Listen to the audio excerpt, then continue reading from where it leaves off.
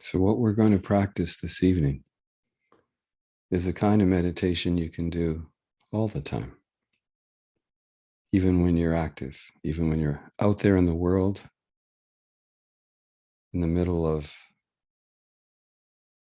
a busy street or work, that it's an aspect of reality and meditation that you can be part of all the time. So you can bring this truth into the parts of your life where perhaps it would be most useful. Because meditation is great, but if it's just something that we do when we're alone sitting in a room, it's very, very useful. It's incredibly useful, and it can be very healthy. And for a while, that is enough. But at some point,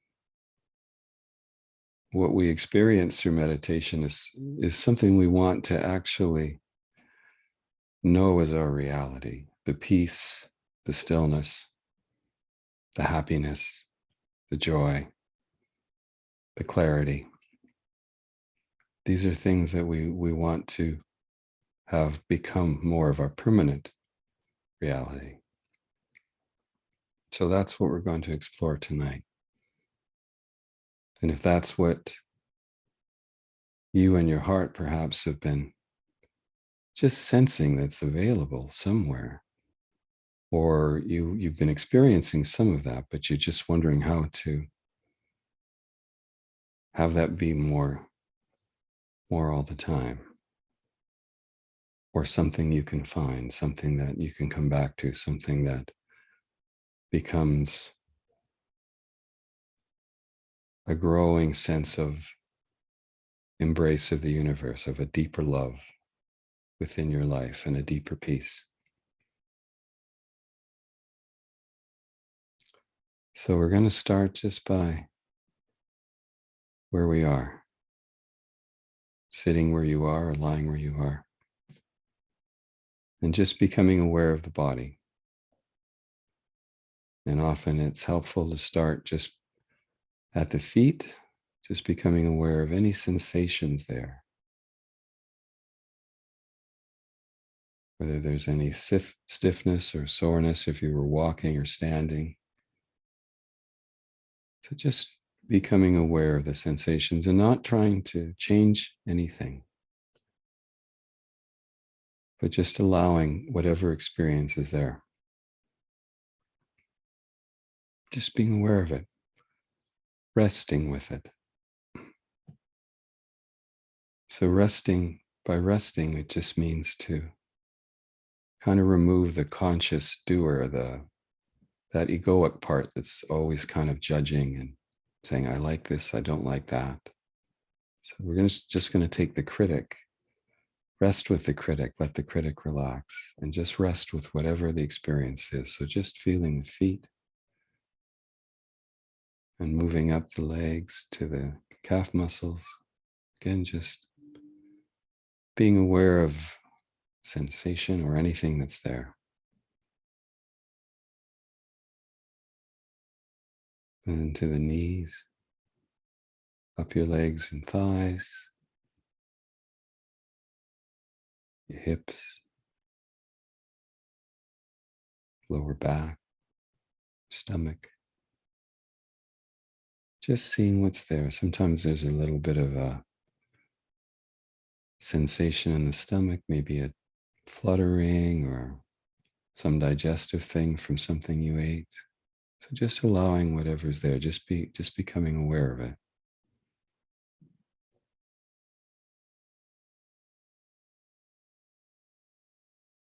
And then continuing up the torso, ribs and your chest, feeling across your chest and your shoulders. See if there's any tension. Sometimes we hold tension in our chest or shoulders from the day, stress, worries. So just, again, not trying to change it, just allowing it,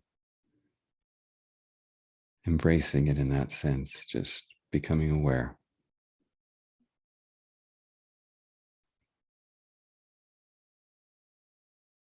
And then your neck. Is there any tension in the neck, stress there, or in the jaw, lower jaw?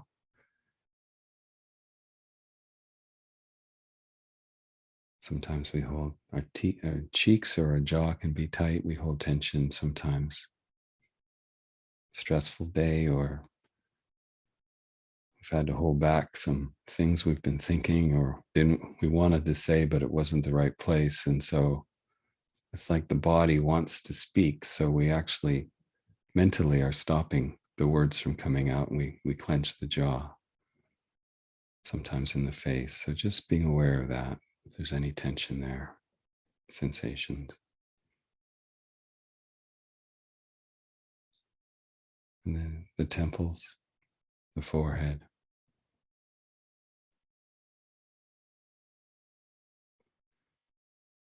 Yeah, just resting with whatever you are aware of there. Just resting deeply.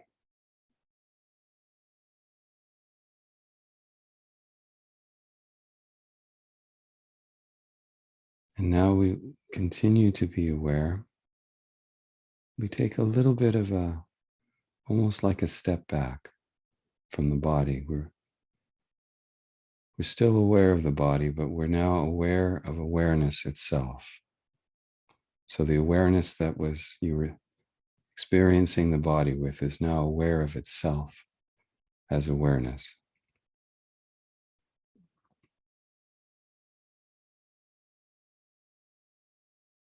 Just experiencing the freedom of that, of experiencing your nature, your expanded, unlimited nature as awareness.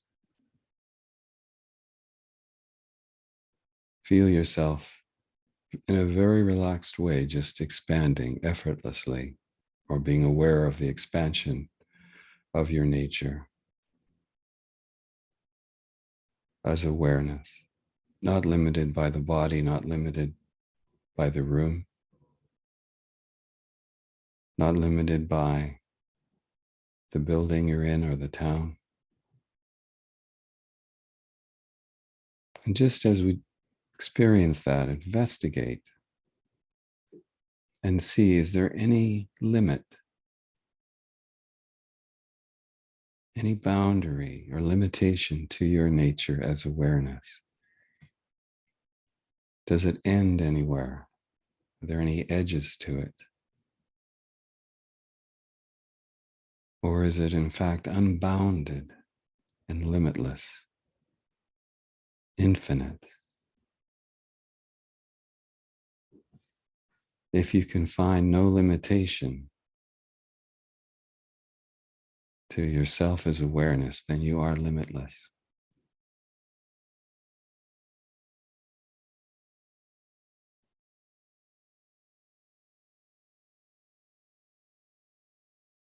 So just experiencing that pure, unbounded, limitless reality of yourself.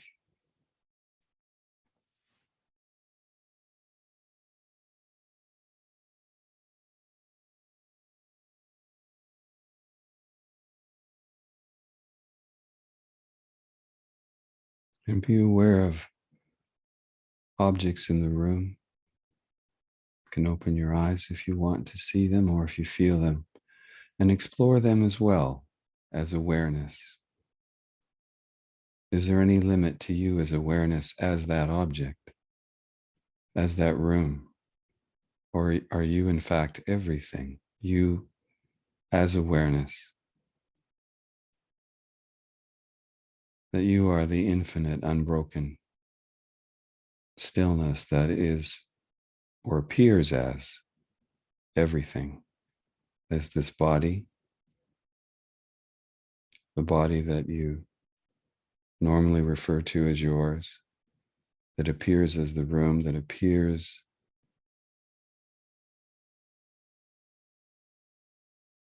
as everything, the neighborhood you live in, the city, town.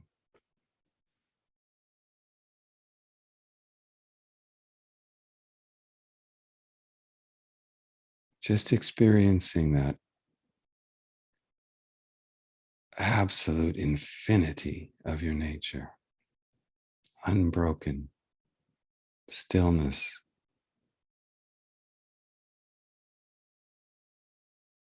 unbroken peace.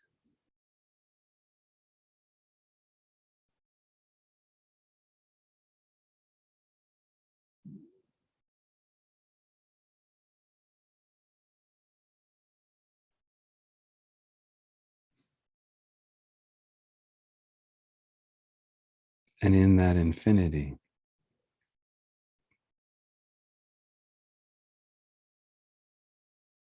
if everything is your nature as awareness, then everyone and everything is your nature as awareness. Everyone and everything that this body or that body, any body has ever encountered, all bodies, all form is you. Everything is you.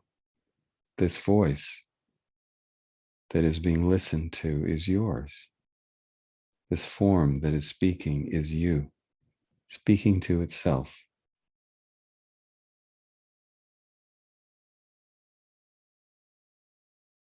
Patrick speaking to Sean, to Tanya, to Rochelle, yet there's only you.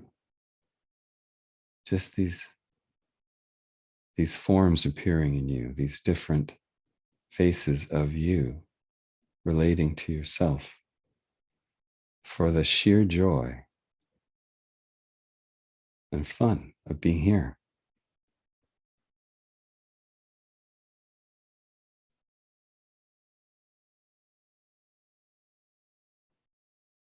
What do you give infinity?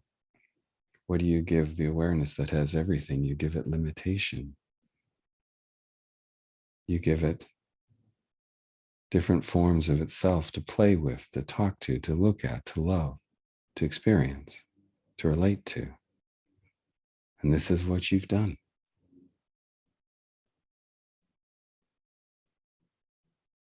You are here in every form, every way, simply to know yourself, to relate, experience, and to remember your infinite nature.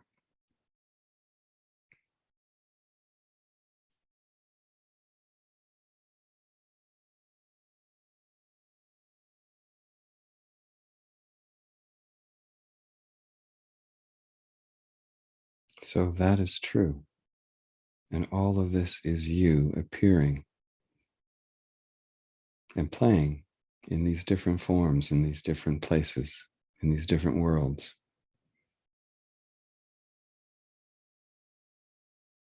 Then is anything really happening?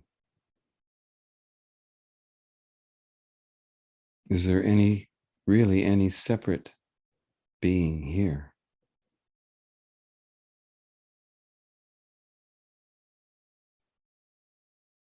If you're infinity and you are everything, dreaming this, imagining these realities, these worlds, these interactions, then nothing's really happening. And no one's here. It's just you. Just the same way we dream at night. You lie down in your bed, in a room alone, perhaps. And the next thing you know, when you're asleep, you're in a world full of people, perhaps, and things happening and challenges, things going on, a whole physical world of reality that's very, very real. The dream is so convincing so many times. How often have we woken up after a dream and for a while just laid there going, whoa, that was so real. So you as consciousness, that's what you do. It feels so real. This waking dream we're in right now is the macrocosm It feels so real when this character that we believe we are goes to sleep and it dreams. It's just a microcosmic version of the waking dream that we're always in, as long as these bodies seem to exist.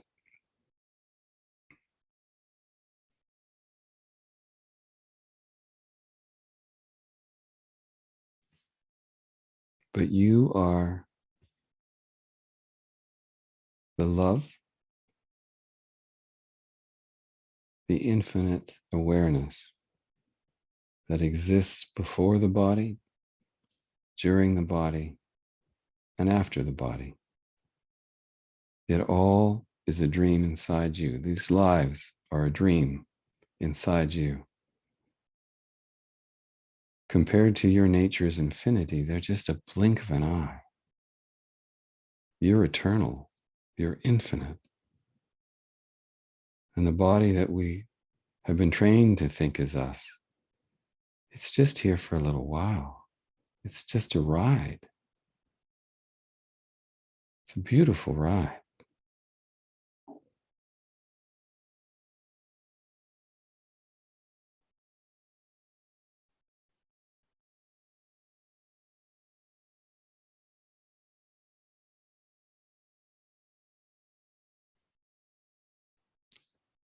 So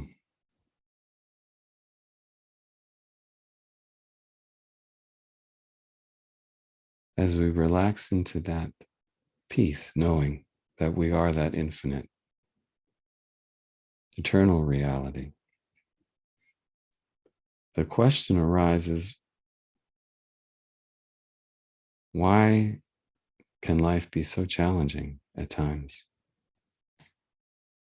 Why is there suffering? Why do I get stuck? Why do I get upset? Why do I get stressed, worried?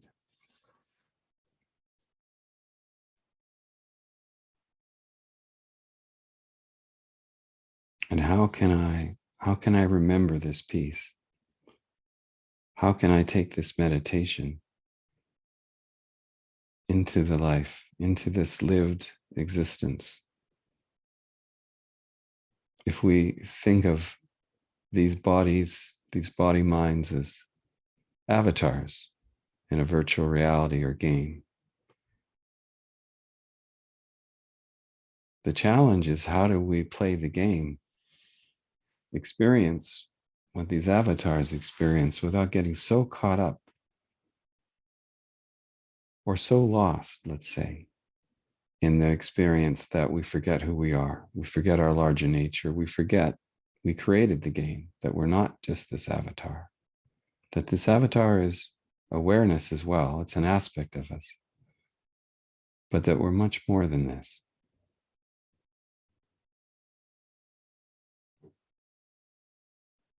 Whenever you've seen people, if it seems like there's someone you know, younger or older,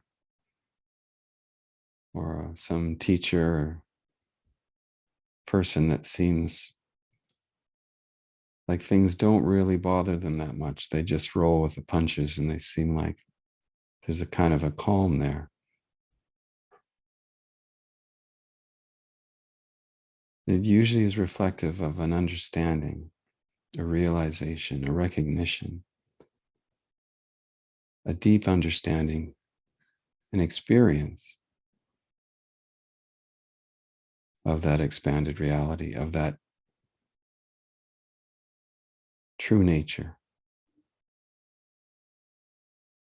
Realization, enlightenment, these words, all they point to is just that acceptance, really, that rest. When we see someone like that, all that's happened there is that consciousness, the consciousness that we all are, the only awareness that exists, in that form, decided to relax, to really rest, rest with itself. So what does that mean? What does resting and realization mean? Well, it means just being with whatever is experienced in this body, in this avatar, in this hologram or virtual reality, whatever is experienced. Because if we try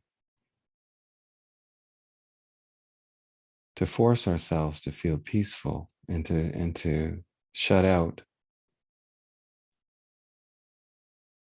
unpleasant experiences, all we do is we resist.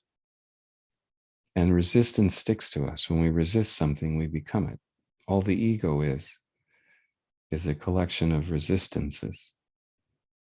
It's just all the thoughts that we have that say, I don't like this, I don't like that, I don't want that. Or I like this, I want this a lot, so that means I don't want that. So it's just a collection of those thoughts woven together. And then it basically judges everything. It comments on everything. Is the body mind getting closer or farther to pleasure? Closer to pleasure, farther for pain. That's all it's interested in. So that mechanism, that egoic mechanism, which was actually, usually just gets created because as kids we have some experiences and get scared, or something happens and there's no adult there really to explain that it's okay to feel that way. It's all right. It's a human experience. Don't worry. You can feel that. So we get kind of scared of the experience sometimes. And if we've been traumatized, we can be really resistant to experience. I had in my life a really absolutely crazy family, and just all kinds of nuttiness and trauma, and so there was a great resistance to experience within my family, and I inherited and learned that. I learned to fear all kinds of things. I learned to fear sadness and loneliness and embarrassment and awkwardness and and and and then eventually I realized I even feared joy. I feared happiness, because those were all things that weren't safe to feel in my family.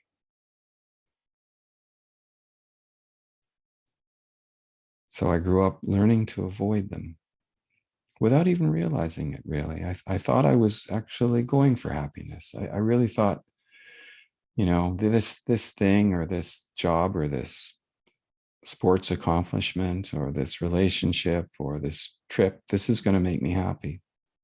I wanted to be happy. I didn't realize, though, that I'd placed it out ahead of me, but I always kept a certain distance from it. It was always ahead of me. Just like one of those racetracks that have the dogs with the little fake rabbit ahead of them, and the dogs chase this fake rabbit around the track. They're never going to catch it.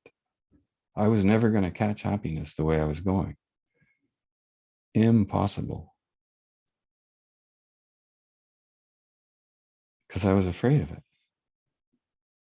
And I was afraid of all the things that I thought were unpleasant experiences. So I went through a whole process with counseling and spiritual teachers and all the rest of it to finally begin just to embrace some of these things I'd feared, to embrace sadness, to realize and experience the absolute beauty of it, to experience being alone, loneliness, and then being alone and solitude, to experience fear, just raw fear, to be okay with that. And then finally to experience just happiness for no reason. And then a funny thing happened. I was working with a counselor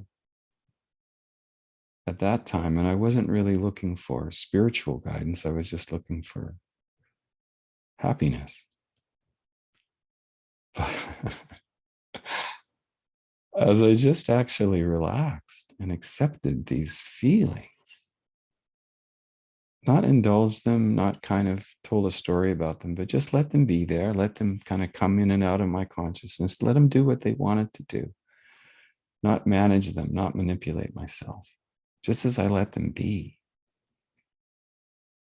I started feeling happy. I started feeling a lot lighter and free.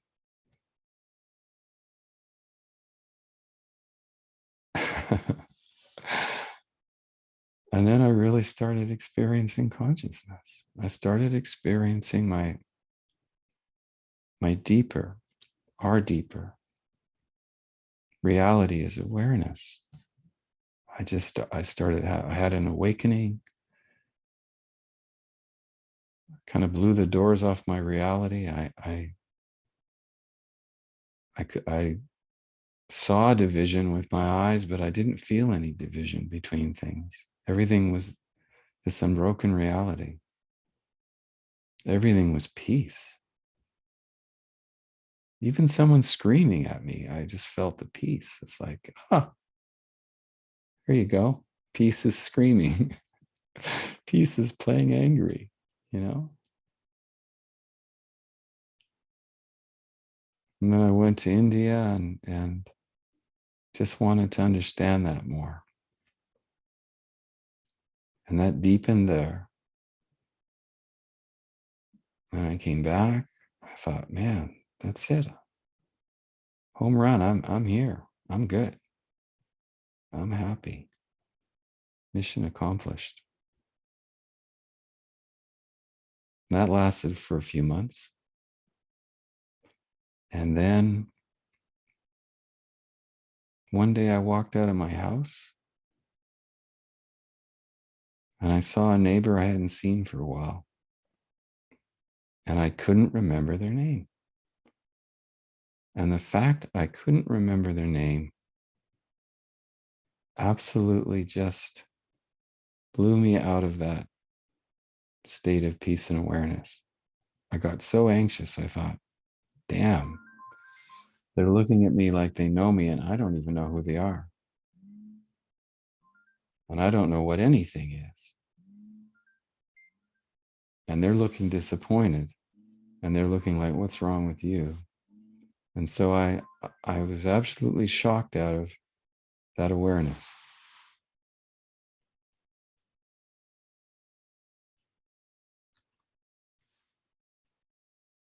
And so that started a process. And I didn't really know what it was because after that point, I experienced that I could get there. I could experience some of that peace and stillness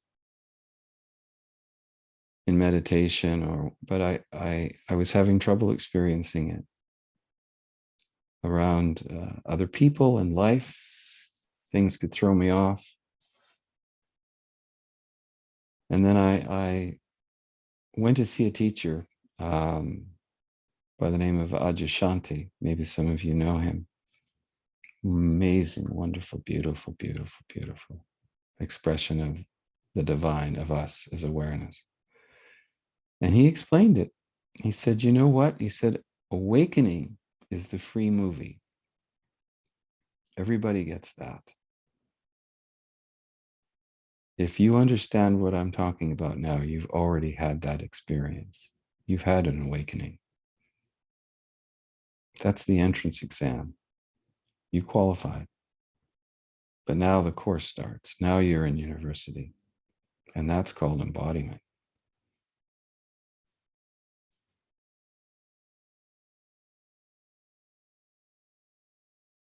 And that's the process of really just resting with all experience. For you as awareness, as infinite awareness, resting and allowing all experience. Doesn't mean that you have to, if someone's angry at you or abusing you or anything like that, that you have to take that, or that you have to accept something that's hurtful. You can have boundaries. You can protect yourself. You can look after yourself. You can make good choices. You can choose pleasurable things. But just knowing that that's part of the functioning of the life, having boundaries, having goals, all that's fine. That's part of the game. But not separating from that person or that object, from that boss that's being hard on you, or that thing, not seeing them as separate, but realizing, yes, there's still consciousness, there's still awareness. It's just me. And allowing yourself just to be with that experience. You can say, nope, don't want. You can have boundaries. You can choose not to work someplace. You can choose not to do something. You can choose something else that you like better. But in the moment, just allowing whatever is experienced to be experienced. So if there's fear, there's anger, there's sadness, there's need, there's joy, just allowing them. The more you allow, the less room there is for the ego to exist. It relaxes. It has no work to do. It's got nothing to do. You retire it.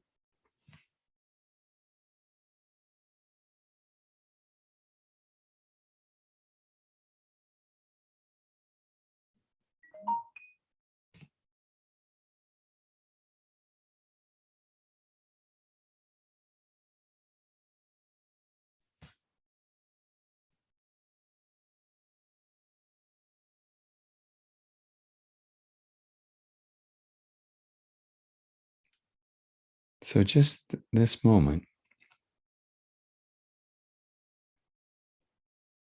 I want to invite you just to reflect on your own lives at this time.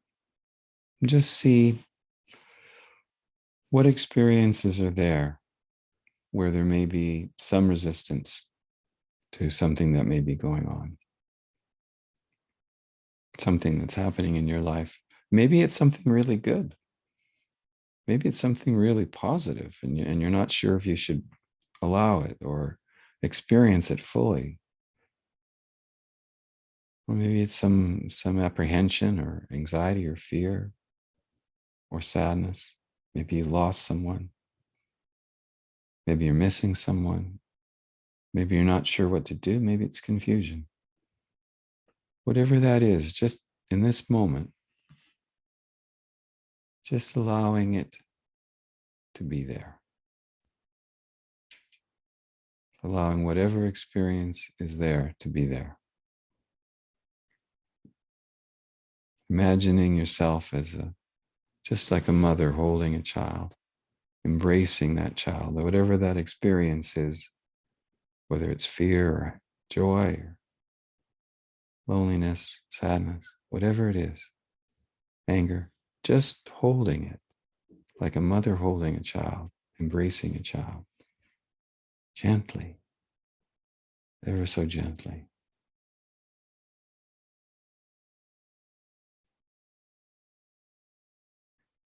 Just allowing it to be there.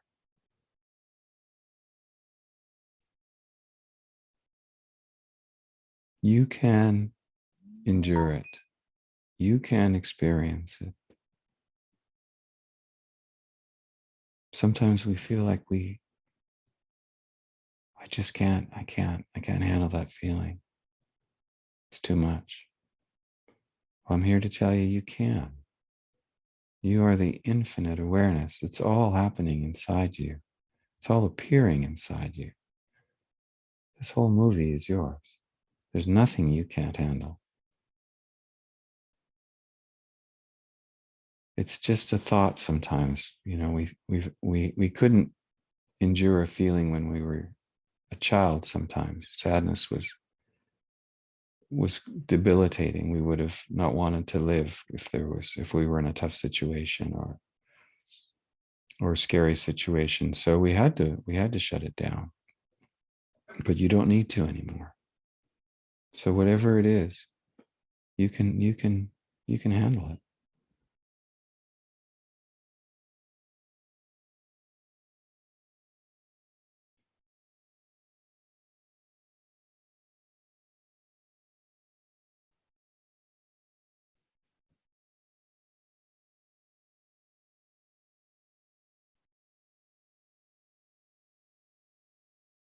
So just being with whatever is there.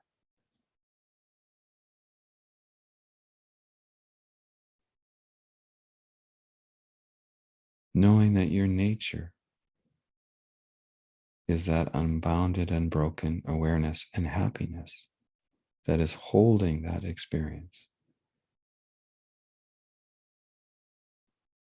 Not limited by that experience, but not afraid of it either. You can allow it.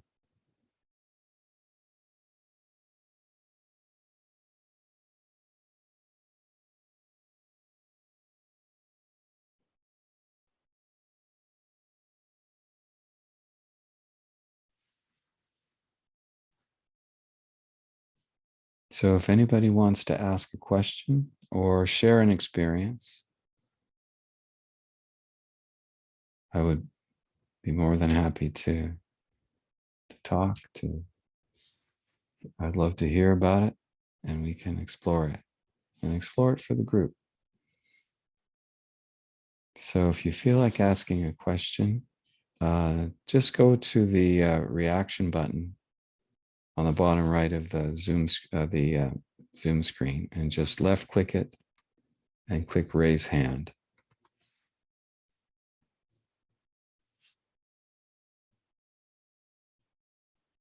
So I'll just continue until and unless someone wants to speak, to share. Questions are welcome. I would also be interested in your experiences. What have you been experiencing in your spiritual journey?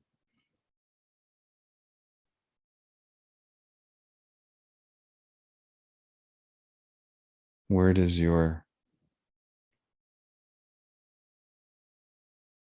sense of that infinite nature, what changes that? Where do you get attached or triggered? Or are you experiencing an expansion of that limitlessness? Is there some sense of a deep kind of shift occurring? And you want to share that, or you want to know something about it? Sometimes things occur in this process, and we don't know if they're good or bad.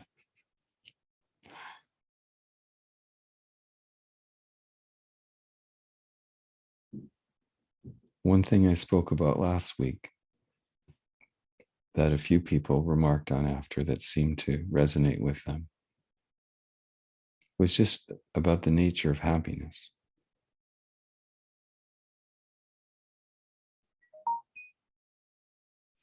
You know, we think things make us happy.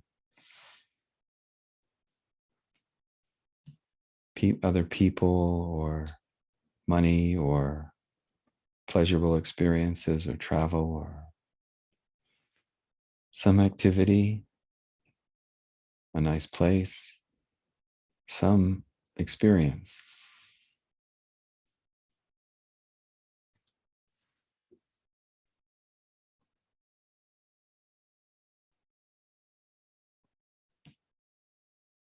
So we identify happiness often with those experiences or those other objects or people. She makes me happy. He makes me happy. That makes me happy. I'm happy when I do that. I'm happy when that happens. I'm happy when they say that. I'd be happy if this happened. Gee, that would really make me happy.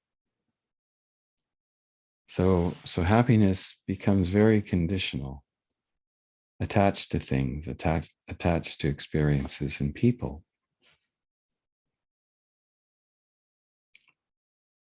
And the irony of that is that none of those things make us happy. No person you've ever met in your life has made you happy. No experience you've ever had in your life is actually responsible for making you happy. Because the truth is, your nature is happiness. Your nature as consciousness, as awareness. You can see it in little kids. I was talking about this last week. Look at children, look at little kids, just look at their eyes.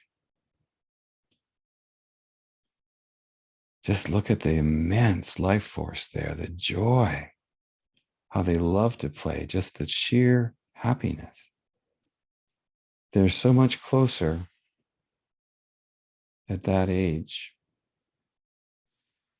to just coming from pure consciousness into this dream. So they haven't, part of them hasn't forgotten.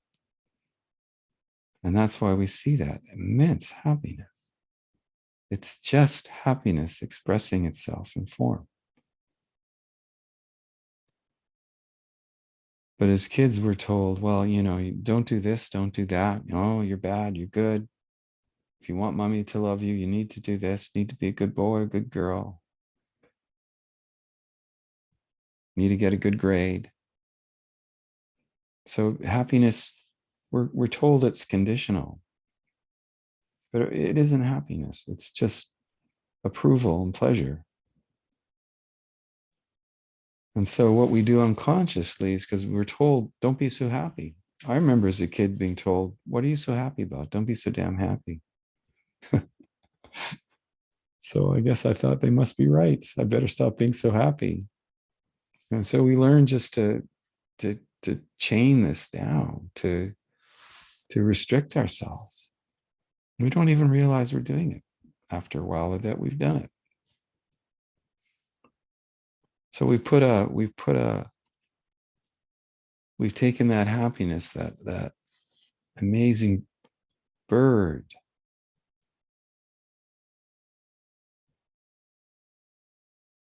that free flying, amazing creature of happiness, and we've chained it into this little cage.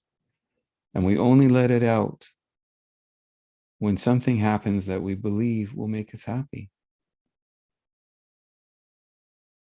We see somebody we like say something or a joke, and it's funny, and we laugh and we smile, and something in our mind says this is good, and it's involuntary, and then we open that cage for a moment, and the happiness flutters out. Or we accomplish a goal with work or financial goal or some kind of thing, and we go, I did it, yes. And for that moment, we feel a flush of happiness. We take the cap off, open the door of the cage for a few moments, let the bird fly around the room, and then it goes back in. We chain it up again. And that's why, whenever we go into a relationship, thinking a relationship is going to make us happy, there's going to be disappointment because no relationship can make you happy. Or we accomplish some financial or work goal, and we feel great for a little while, and then it's like the dissatisfaction creeps in again, and we need something else. What's the next mountain to climb? Which is fine, which is great. It's fun. But when we think we need to climb that mountain just to be happy, just to be what we already are, just to give ourselves a little bit of soup, let a little bit of joy out of there. We're our own jailers. We've caged ourselves. We've been taught to. But we are infinite happiness. Your nature is infinite happiness. You don't need anything or anyone to be happy.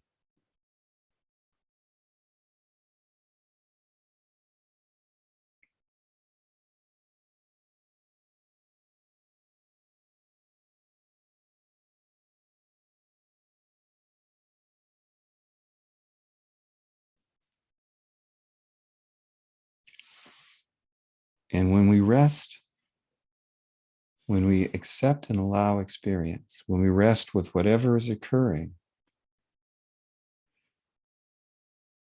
then those things that we were blocking before, whether it was the fear or anxiety or need or loneliness or sadness or joy, whatever it is, if we just rest with it, allow it, then as that egoic restriction relaxes, there's a sense of expansion, a sense of relaxation. And then with that, a deeper happiness experienced. It's not that temporary, temporal, limited happiness that comes and goes. We all know that experience. It's actually a deeper level of happiness or joy or contentment. It's a deeper level that is our very nature. You probably experienced it. We've all experienced it at different times in our lives when, for one reason or another, maybe we just, we just relaxed. We had a day where we just let it go, or something, maybe something crazy happened and we just gave up. We just threw up our hands and went, oh, to hell with it. And we relaxed. And then suddenly it was like, yeah, what the hell? What was I worried about? I feel good. Or we just, we're out in a park or we're on a walk or sometimes with a friend or whatever, and we just stop trying. And it's just we're just being. And then there's just this great, simple, uncreated sense of happiness. We don't have to try to be happy. It's nothing we have to chase. In that moment, we realize it's always been here. Happiness has always been here. It is who I am. And I was running away from it.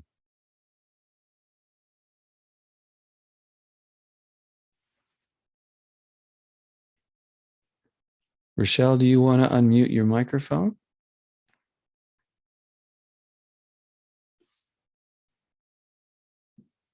Did you have something you wanted to share? She put something in the chat.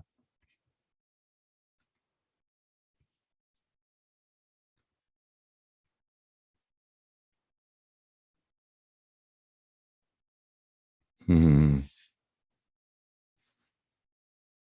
Yes, that's true. That's true. Hello. Hi, Rochelle. Hi. Hi, welcome. Thank you for joining us, and thank you for your sharing.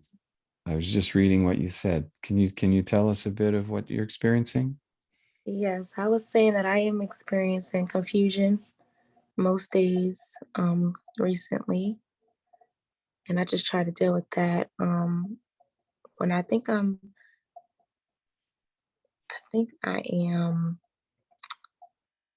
My mind is telling me one thing. When I know I'm okay, Hmm. I can't really explain it. What's your mind telling you? You don't have to share any details that you don't want to, but just to give us a sense of As what. far as being satisfied and being in the moment, because Hmm. there's always something else to look forward to. Hmm. And I try to stay in the moment. That's really my big deal. Right. So the mind, there's a sense of the mind. It's almost like it's kind of whipping you, right? Like keep going, keep going. Yeah, Yeah. And don't be satisfied. No, that's not enough. Wait, there's something else to do. right. And then I Right. question if I'm doing the right thing a lot. Yeah, that's a good one, isn't it? That's a real. Mhm. Am I doing the right thing? I know that one. That one Yeah, can just, we can just go round and round and round on that one, can't we? yeah, that's what I'm experiencing. Hmm. Hmm. So just for a moment, just if you just allow that that sense of confusion, and I'm sensing even with that confusion a bit of anxiety. Yes. Yeah, because it's telling us we're not okay, and we're not okay where we are. It's like I should be doing something else, or I should be, am I doing the right thing? Is this the right experience? Yes. I feel like I'm in transition, um, like in a transition realm right now. So Hmm. everything's changing and I feel like I'm doing better, but I still tend to question, is this the right thing? Hmm. Hmm. So just in this moment, because this approach to understanding is a very direct. It's all about direct experience. And as I was saying before, just allowing whatever that direct experience is, allowing whatever is present. So you as unlimited awareness are having this limited experience of confusion and anxiety. So just in this moment, just allowing that confusion and anxiety to be there, not resisting them. Okay.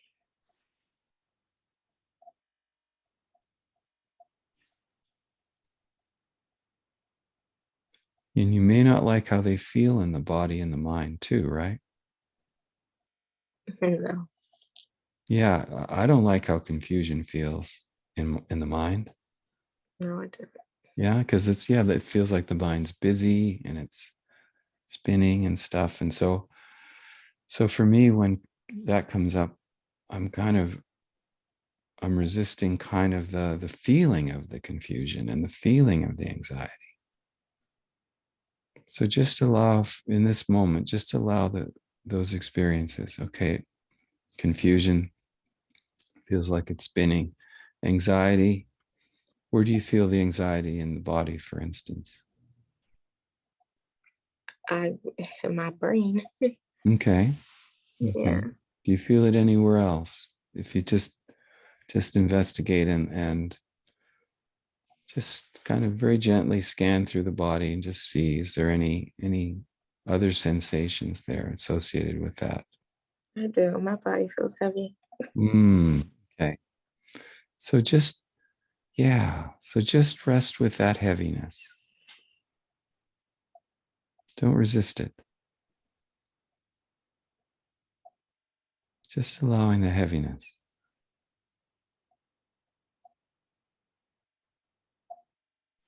Just knowing that you're this infinite light, unbroken awareness that this heaviness is appearing in, that this confusion is appearing in.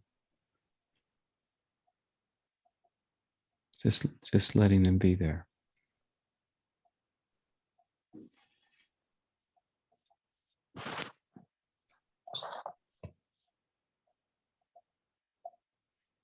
Thank you.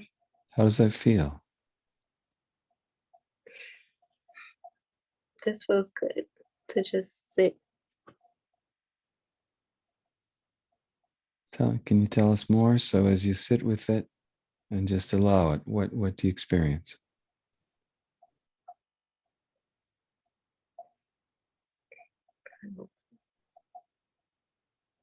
Take your time. No rush. We're infinity. We've got all the time in creation.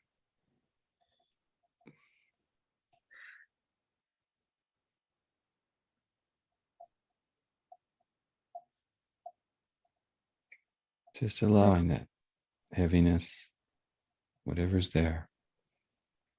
One thing that gets me through it sometimes is just to say that it's okay not to know. Yeah. Yeah. Because that's the mind, right? The mind trying to figure it out because it's trying to protect us, right? The ego was trying to figure things out and keep us safe, but now it's just sort of rehashing the same programs. So any real change and fresh, Like any real evolution isn't going to come from that. It's going to come from just what you said, not knowing. Because not knowing allows your infinite nature, your intuition to Yes. inform you. So just, yeah, allowing that not knowing.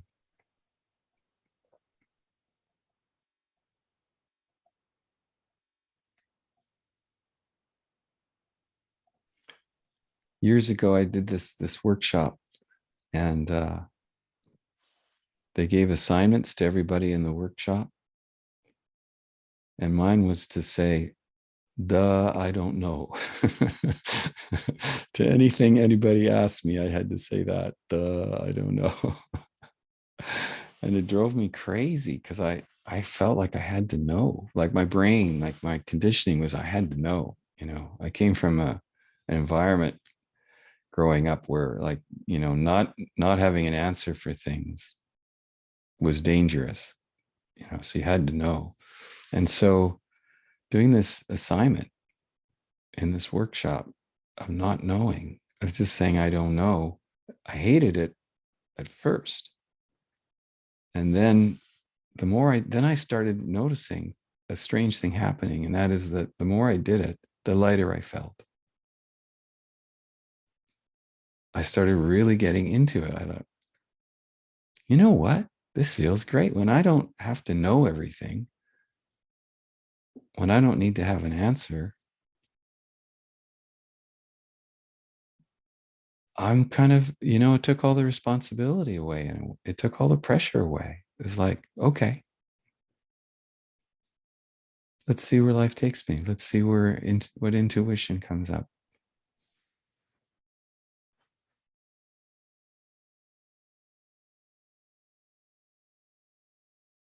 You're right, Rochelle. You're right. Being with that not knowing, you don't need to know, because you as infinite awareness, you do know, and you will lead yourself.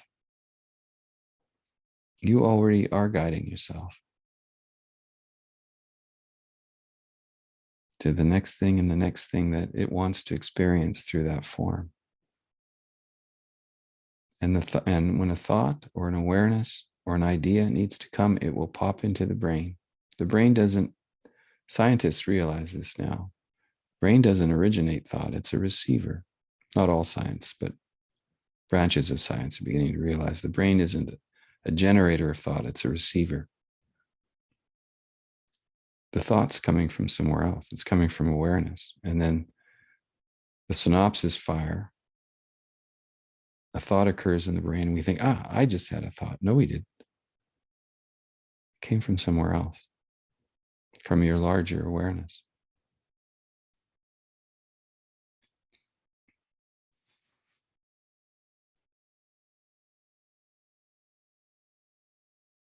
That's your larger nature as consciousness speaking, Rochelle. You're right. You don't need to know. You don't need to worry. And that confusion and that the anxious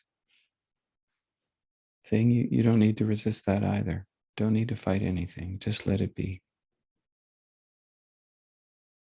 When you rest with it, you're allowing your infinite nature, your expanded nature,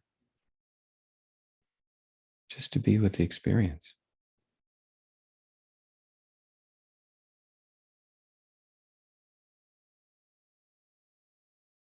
What are you experiencing now?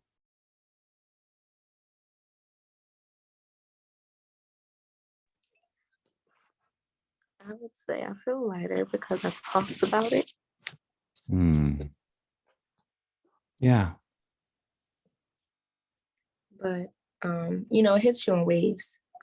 So it's not always consistent. It comes and it goes. And like I said, I tell myself it's okay not to know. That usually gets me going. So when you say it comes in waves, Is there kind of an apprehension that, okay, I feel better now, but I know there's another wave coming down the road? Yeah, or another day it'll come. Mm, right. Or if I'm on into a new project and or a new lover or anything like that, it'll come. Mm-hmm, mm-hmm, mm-hmm. So Yeah. Yes. And it's telling you to be scared of that, isn't it? it is, but I try to face my fears. That's one thing I try.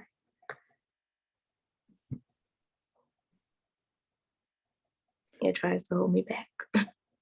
Yeah. And I think in this process, in the embodiment work, this aspect of moving from awakening to realization, we really don't try to do very much, really. Like when we see, I see, because it's kind of the way the mind works. Like you relax in the moment. So you were relaxing with the confusion and the anxiety just now. Felt better, felt lighter, as you said. And then the mind, because it's trained, it's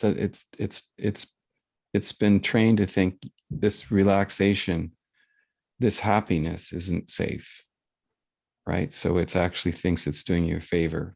The ego thinks it's doing us a favor by saying, I got to get them out of here. I can't let them stay here. This isn't good. So you started relaxing, feeling lighter. And then the ego said, oh, but it's going to come again. Right? Yeah, It scared you about the future, right?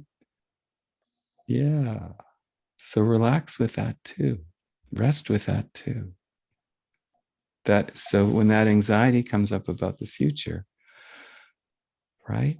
Just notice where you feel that in the body. Oh, okay. Maybe there's a little, I feel that sometimes like a tightness in the solar plexus myself, sometimes, or a little bit in the chest. Just be aware of where you're feeling that, which is why we started with kind of the physical part of the meditation of just becoming aware of the body, aware of the different aspects of the body and where it holds tension. So when the mind speaks and tries to tell us, you can't feel this, you're not supposed to feel this experience, or you're supposed to worry about something, or something's coming, just notice where you feel that in the body and just allow it. Oh, okay. So there's some tightness in the stomach, or like you said, there's confusion in the mind. Just let it be there. Oh, there's some fear about what's going to come in the future.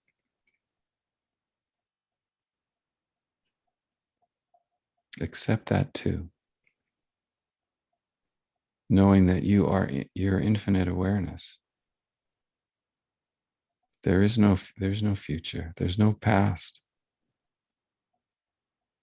Everything we call past, present, and future is just here in this now. It's you. So in this dream, there's experiences. The body's going to experience where you're going to be challenged. We're all of us are challenged.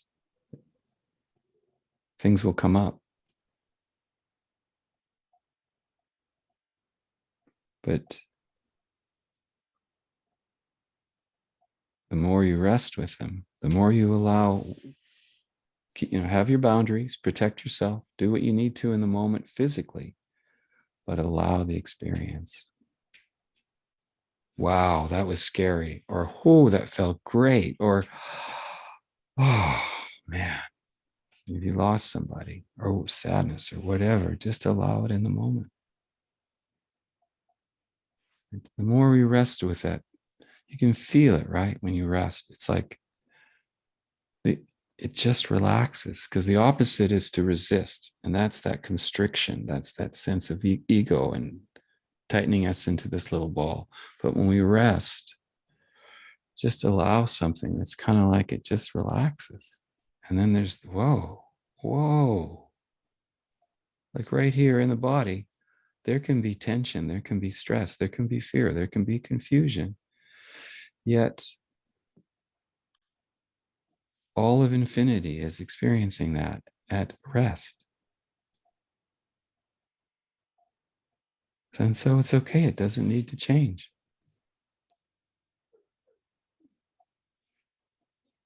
When I experience myself as that infinite awareness, I don't really care that much that there might be tension in the body or even pain sometimes. It's like, okay, if there's nothing I can do about it, if an aspirin doesn't fix it,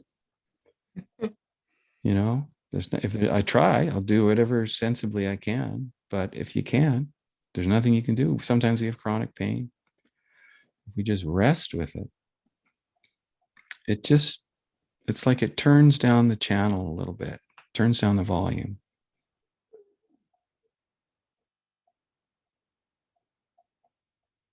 Because you probably noticed, just like when you start resisting the confusion, it doesn't it feel like it's turning up the volume? Yes. Yeah, exactly. When we start thinking, I shouldn't feel this way, I got to get out of this, I got to stop being confused, or I got to fix it somehow. So that's kind of a desperation, and so it turns up the volume, and so we feel more constricted and more in that anxiety. So when we just allow it, it's like, okay, you know, sometimes confusion's your best friend. Sometimes a little anxiety will save your life. You know, we go into a dangerous, an unknown or unfamiliar place, you're going traveling or something, you walk into a strange neighborhood, you start feeling anxious. Sometimes you get a vibe, Hmm. right? It's your friend. So consciousness created these forms and gave them these feelings, you know, so that they could help these bodies navigate this virtual world, you know, so we don't step in front of the car. Oh, I know that's not a good thing. That's going to hurt. That could kill me, you know. So we don't want to get rid of the feelings. We actually, just by accepting them and by allowing them and by resting with them, what happens is the egoic thoughts that are giving rise to the feelings sometimes, where the feelings aren't needed, then as that relaxes, then the feelings more and more just come when they're appropriate and needed.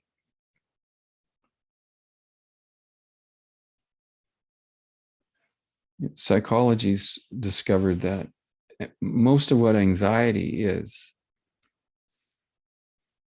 the majority of the anxiety that we feel, it's expectation of something that's not happening, that we're afraid will happen. So it's a free floating anxiety that's anticipating something that may never happen.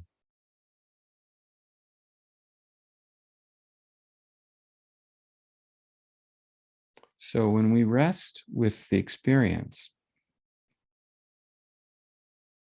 and we relax with that, what we start to get is that kind of broader perspective, that kind of like, oh, wait a minute, what was I so cranked up about? That's no big deal. Wow, I really gotten a knot over that, but it's all right. We start to, you know, when you had those experiences where you kind of just you just stopped resisting something, you just went, oh, to hell with it, and then there's a sense of relief and this sense of perspective after, like just like, huh.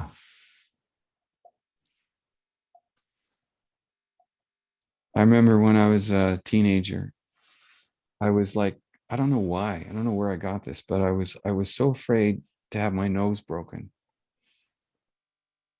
Mm. I don't know why. I just was. And then you know, like a dumb kid, I got in a fight. I got my nose broken. Yeah. And I was like, I remember looking in the mirror after, I was like 15 or 16 or something. and going, oh, okay. So that wasn't that bad. It's no big deal.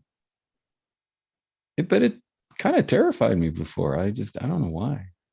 So, it's just the mind it has all these ideas and they come from all kinds of places: parents, teachers, friends, family, school, movies. You watch Netflix long enough, you're going to have all kinds of anxiety. you know, you know, my partner, Kathy, she loves watching thrillers and murder mysteries. Yeah, me too. Yeah. Mhm. I met her here in Vancouver, and then she's from Paris, and she went back to Paris, and so we had a long distance kind of relationship going on, and phoning and stuff, and she would be watching these murder mysteries at night, Mhm. and I would call her, and she'd be in her apartment in Paris, and she'd go, "Wait a second, what's that? Are you watching one of those shows?" You go, "Yeah." There's nothing out there, is there? No. Right? But the slightest sound, because the show put her in that headspace, Mhm. right? So the slightest sound scared her. Like, we get conditioned by all these influences, you know. Most of the time there's nothing really happening. The times when there is something happening, we need those instincts. We better be afraid. We better be we need it. We lose somebody, we need to be able to be sad and to grieve. The body needs it, the soul needs it, everything needs to be able to process that. So we need those feelings.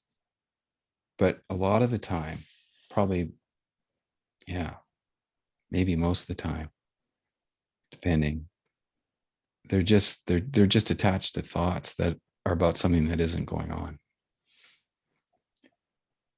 And so we don't want to judge that. We just want to actually allow it, rest with it, be aware of it, rest with the experience.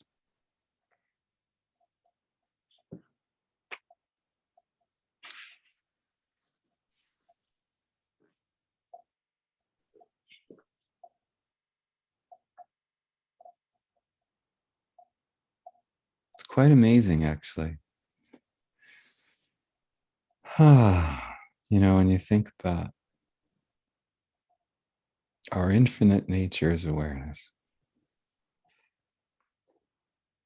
that you, in your essence, cannot be hurt, damaged, killed, you know, lost, forgotten, abandoned. None of the things we fear in these bodies truly are happening to you as your deeper nature of awareness. They're happening to these avatars, these experiences we're having.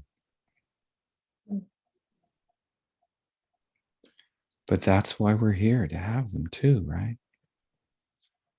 So we can't reject them either. That's the amazing edge this all balances on. To know ourselves as infinite, but not to reject the finite experience. We have to be with all of it. I may know myself as all of awareness, God expressing itself through all form. I may know myself as that, but that doesn't mean when this body hurts that it doesn't hurt, because it does. Or like when you're experiencing confusion or anxiety, you are.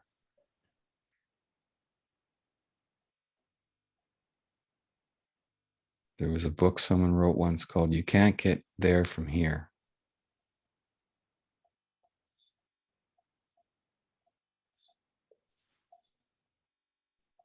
We can't return or remember ourselves by trying to get away from what's happening. So we have to go through it. Yeah. And Mhm. it's actually, and and exactly. And I would say that, what helps me um, is thinking it's not something to be endured so much, but to be discovered. Like when I'm actually just resting with a feeling, it's kind of neat. It's a little bit like being a scientist. Like, Mm. what's the nature of this feeling? You know, like I talked a little bit earlier tonight about sadness. And in my family, that was just verboten. Like that was like, don't go there. And I was terrified of it. I didn't realize that, but I just like, I was like Mr. Happy Go Lucky, upbeat, positive guy, you know, and part of it's true that some of that is the nature of this personality. But, a lot of it too was a cover because I didn't want to be depressed or sad. I just thought that was death. And so when I started working with a counselor uh, and actually let myself experience sadness. At first, it was like, ooh, like touching your finger to a hot stove. It was like, ow, because I was so scared of it. But then over time, little by little, it didn't burn as much. And then I was able, and then I started just getting curious about it. I was like, well, what is this? What is this sadness? What's it made of? Like, what's its nature? And is it just like a bad feeling? Is it just a painful feeling?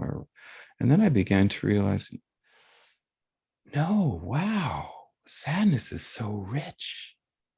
It's incredibly rich. Because sadness, there's usually often so much love in sadness. If we've lost somebody or we're apart from somebody and we're feeling sad, if we avoid the sadness, we're actually numbing ourselves to the love we feel for them very often. Mm. You know, and when we allow that sadness, then we can feel, oh, I love this person. Even if they're not here, even if I've lost them or I'm worried about them, I love them. There's so much love. Sadness it has some really amazing and magical elements to it. So when I started realizing that, I was an actor back then, and I got on a play where I just the character was going through grief, and so I had this amazing kind of ride, like with sadness and grief, and like, whoa, this isn't what I thought it was at all. It's amazing. Like it's so rich because you feel how much you love life, how much you love things. And all of that for me was locked down and trapped beneath my fear of being sad and my fear of being truly happy.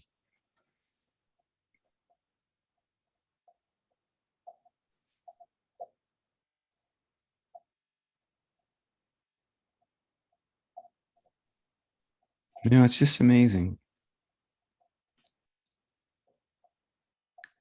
because the more I think that we allow ourselves to just be with whatever appears in consciousness, with whatever is experienced in these bodies, it just gets richer.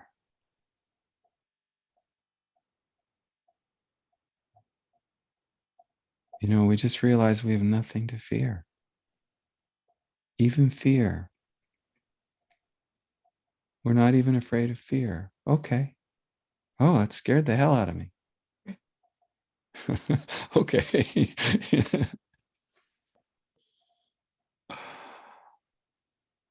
I told this story a couple of times already, but it's one of my favorites. There's this true story of this Indian guru many years ago. And he was crossing a street in this small town in India, and an elephant got loose and came running down the street. And this guru was with a couple of his students, and they looked at the guru thinking, what's he going to do? Is he going to put his hand up and the elephant will stop because he's he's the guru and he's all powerful or something silly like that? And the guru sees the elephant charging, and he just like, bing, he just takes off. He just ran away. Like he just, this old guy just across the street like in like a flash. And his students were like, what happened? Like they were kind of surprised. They thought, well, that's sort of not a dignified thing for a guru to do. And they're like, why did you do that, master? And he goes, body sees elephant coming, body runs. There was fear, but it was completely unjudged, right? There was a recognition. This is a fear. I'm going to get run over. I'm going to get trampled by an elephant. Time to move, And so that was a really interesting story, I thought, because it wasn't what the guru experienced. It was what his followers thought enlightenment was. It's not a Marvel movie. It's no superpower. It's the only real superpower. I mean, it's the superpower of infinity, but it's not a superpower that makes us leap tall buildings. Sometimes you might have an awareness of things, intuition that other people might not see because they're resisting their own experiences. So in your clarity, you might see or understand things in a moment. You might emotionally be able to respond to things in a certain way, but you're not going to leap tall buildings. But that superpower,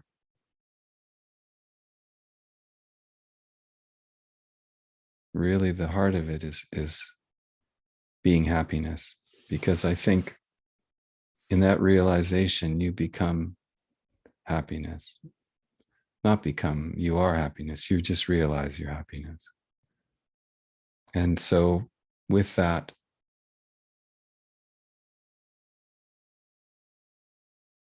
things around you begin to shift. The more you relax and rest with all experience that happens, that occurs, that appears in that body and mind, the more you experience that depth of your nature, the more all of physical world relaxes. You begin to see that, notice that around you. People will, they'll feel it. Because it's all that we all want. It's the only thing we really, truly at the heart of it. All of our search for diamonds and glory and, it's all in aid of that. It's all in search of that.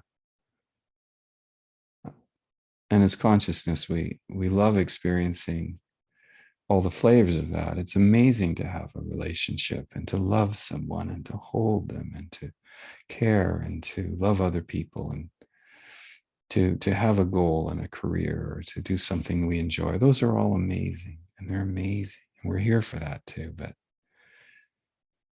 at the end of the day, what do those things mean if we don't realize and allow ourselves just to be happy? For no reason at all.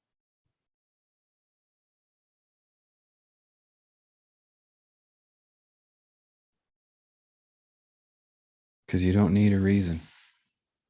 You are happiness.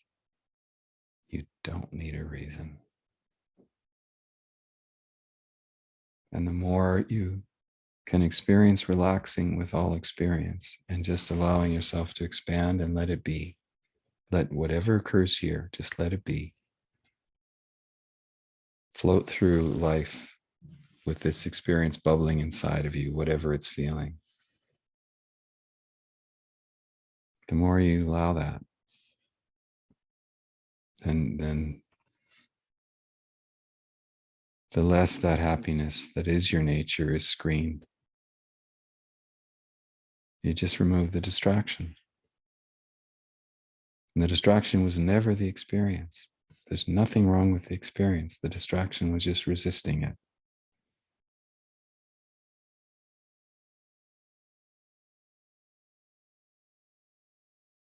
So thank you, everybody, for coming tonight. Thank you, Rochelle, for sharing with us. Thank you. Thank you very much. You're welcome. Namaste, everyone. Namaste. Namaste. Oh, I forgot to mention before I go, I'm having a retreat online next weekend. So if you go on to the Facebook page and if you have the desire to join us, we'd love to see you there. Take care, everybody.